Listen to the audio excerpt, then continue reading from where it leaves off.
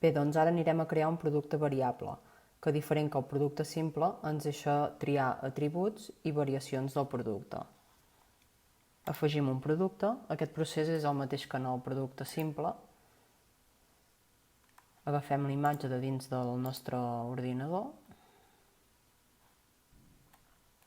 En aquest cas jo agafo un peluix de color verd, que serà la imatge general del producte. Li poso un nom.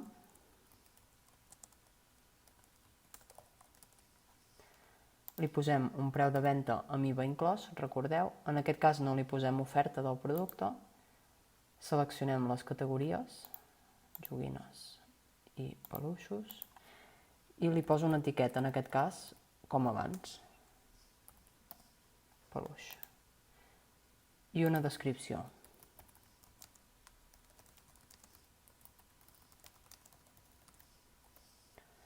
I crear un producte. Com abans, ens obrirà la fitxa del producte on li indicarem que en aquest cas és un producte variable. Bé, això és la fitxa del producte. Primer de tot canviarem el tipus de producte, en aquest cas és variable. Deixem carregar la pàgina.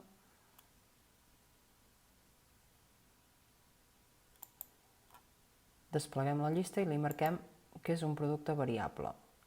Les altres dades ens queden guardades del que hem entrat abans. Li canviem, si recordeu, la classe d'impost, li posem un 21%, o el corresponent al que entreu. I aquí veiem l'opció de l'atribut. L'atribut, si desplego la llista, aquí em surten diversos atributs. En aquest cas, jo li marco el color perquè tinc dos peluixos, un de color verd i un de color groc. I posem afegir atribut. Llavors li he d'indicar quins valors dintre d'aquest atribut tinc. En aquest cas serà el de color groc i el de color verd.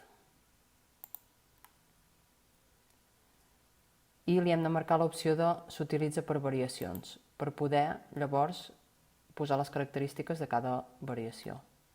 I desem l'atribut.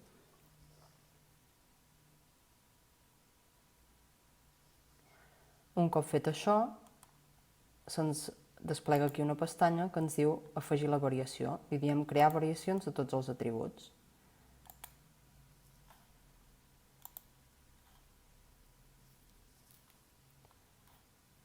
I ens diu que se'ns han afegit dues variacions.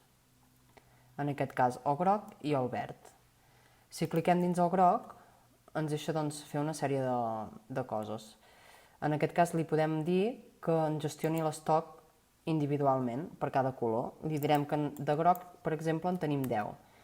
Això el que ens fa és que quan ens compren una unitat, o les unitats que ens comprin, es resta automàticament de l'estoc que li hem indicat aquí. I el preu, que en aquest cas és 20, els dos serà 20 perquè només varia el color, però es pot també posar un preu per cada variació. I en aquest cas també em deixa escollir una imatge per aquest color en concret. Vaig a buscar la imatge del color groc.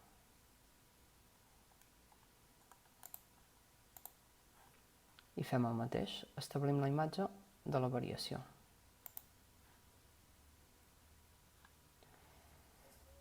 I un cop fet el color groc, el puc minimitzar i fer el color verd, exactament el mateix.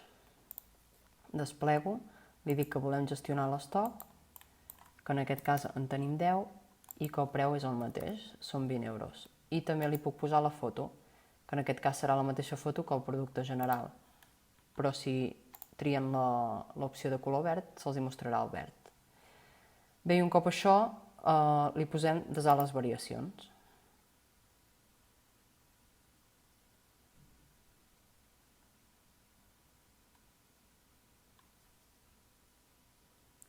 Esperem que ens guardi les variacions, i si tinguéssim un altre atribut que no fos color, sinó que fos, per exemple,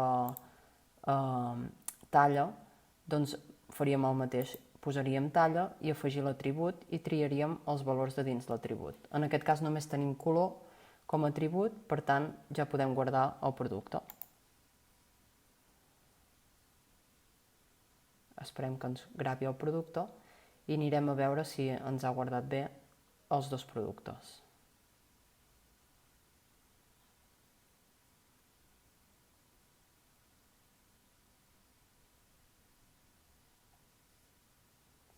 Per comprovar que s'han entrat bé els dos productes, podem anar o bé al llistat de botigues o bé dintre dels nostres productes. Anirem a veure el llistat de botigues com si ara fos la persona que vull comprar el producte, com ens sortiria a la botiga.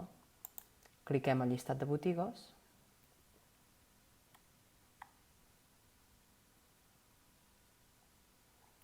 Busquem la nostra botiga.